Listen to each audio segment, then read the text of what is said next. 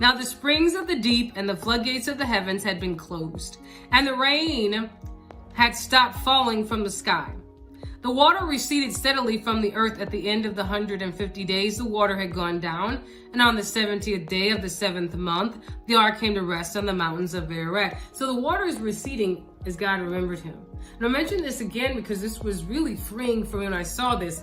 God has remembered him, and the water, hear me, people of God, has started receding. Now he's still on the boat, but the water is already coming down. Your trial is already being ended. Your trial is already coming to an end. You may not see the water receding yet, but while you're in the boat, God is working it out for your good. God is working all things together. While you're in that situation, God is working it out for your good.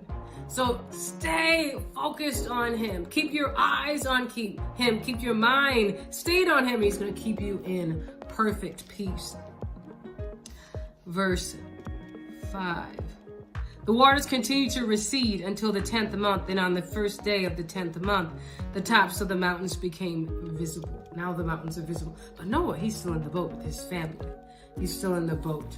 Amen. And I can imagine the different family dynamics of they're there and they're there with their wives, and maybe this one is going on, this one's playing, and this one's, running around, maybe yelling. We don't know. But God, he kept them. He kept them together, and he kept them sane. Amen. He kept them sane. And I'm blessed. My family's great. My family's great. We are human, though. We're human. We're human. Amen. We're very human. Amen. So verse 6. We're going to start there in just a moment.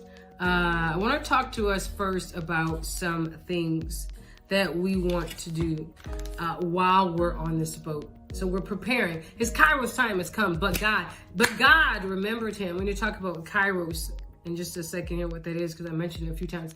But it's the opportune time. High level, it's the opportune time.